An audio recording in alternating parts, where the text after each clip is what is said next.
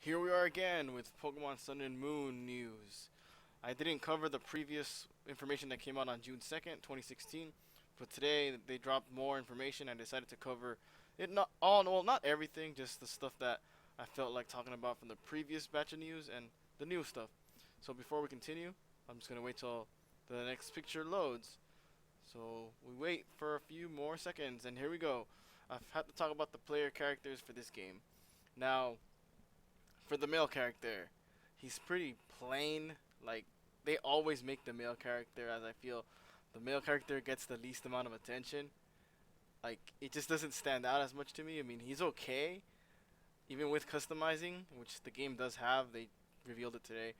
I just hope they have at least good clothing that you can put on the male character, because X and Y had some, but it needed more. I know the female character had way more. So now onto the female character. Well, I think she looks pretty good opposed to like the male. I mean, she's got more detail given. She has a more happy expression holding her Pokeball like that for the tropical weather.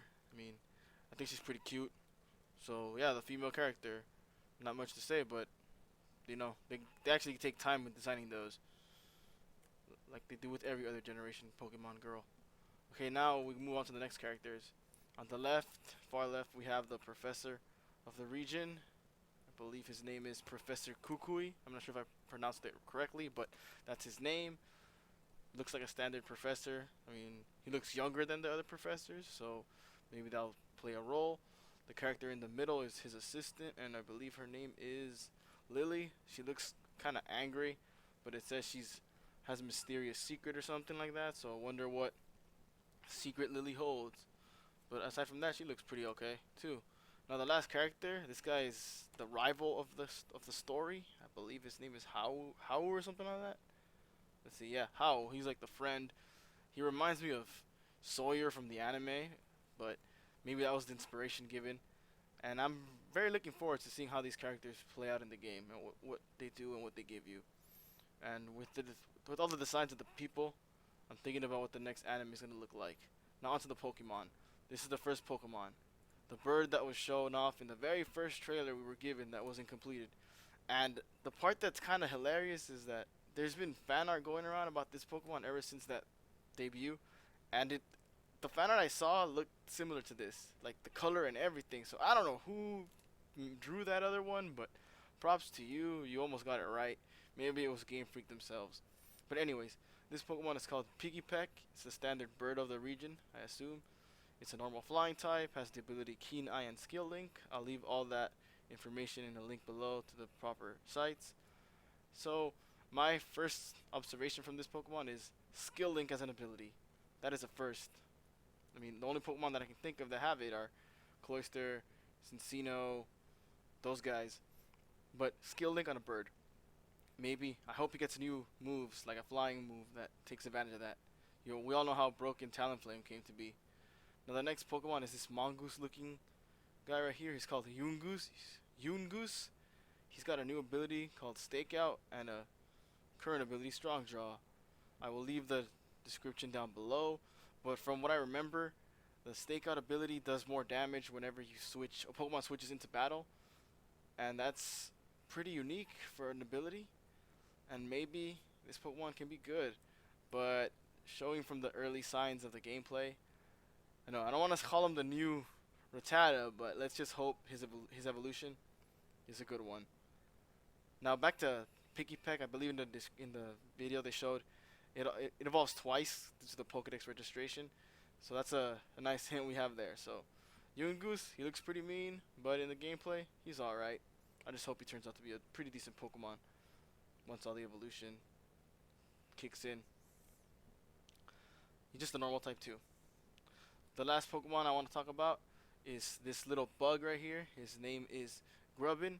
Out of all the three that were revealed, this is my favorite one. He has the ability Swarm, and in the description on the Pokemon website it says they love electricity, so maybe that's foreshadowing for him becoming an electric bug type, the second in the line, opposed to Joltik and Galvantula. Bug type is probably my favorite typing in Pokemon, so I'm really looking forward to how this little guy turns out to be. But again, being an early Pokemon, it might be the equivalent to, Caterpie, Weedle. I forgot the one from X and Y. Scatterbug, yeah, that guy, Scatterbug. Well, only time will tell, and stats. All I hope is Grubbin turns out to be a pretty cool Pokemon, and ends up doing work. Don't know where I was gonna go with him, but yeah, Grubbin. Pretty cool name. Last up, I'll talk about the Battle Royale feature. Like, I know during X and Y and Omega Ruby and Alpha Sapphire, people did do something called the free for all. I was never a fan of it because I just thought it wasn't cool.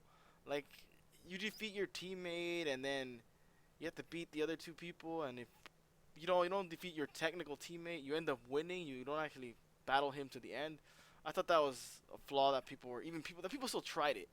But now that Pokemon's doing their own method of doing Battle Royale, here's another screenshot. Maybe it'll be fun.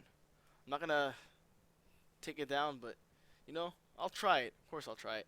One thing I do like about the battle system is that you can see the trainers on the field along with the Pokemon. And during the gameplay footage they showed, like the camera zooms into the trainers too. And every trainer model that you battle has a certain animation. That brought my attention more for this game. I was already obviously intrigued, but now I'm even more hyped up. That's pretty much it for the information I wanted to talk about regarding Pokemon Sun and Moon.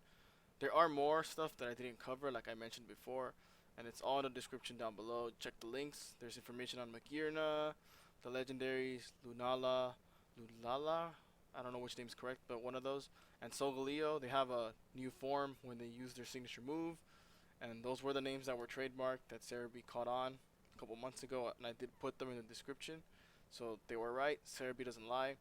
There's also the Rotom Pokedex. I didn't feel the need to talk about it since it's just the Pokedex at the moment. We don't know what the Rotom is going to do. But yeah, now what's more to come on this channel. Obviously, there's more Masuda Method videos that I have already ready. I just haven't made them go live. The Darkrai giveaway is about to end in the next couple of days. So if you haven't entered, be sure to enter it and answer the questions. Do all the guidelines that I listed out. And I also plan on doing like some top 5 or like a list of what I want to see in, let's say, the Pokemon Sun and Moon anime. If it does go, who's going to be Ash's companion? What's going to happen? Something like that. I want to just talk about stuff like that. And also, maybe, who is my favorite Pokemon girls, through all the generations, or which ones I like the best. I don't know, something that will be funny. So, thanks again for watching this video, and see you all in the next one.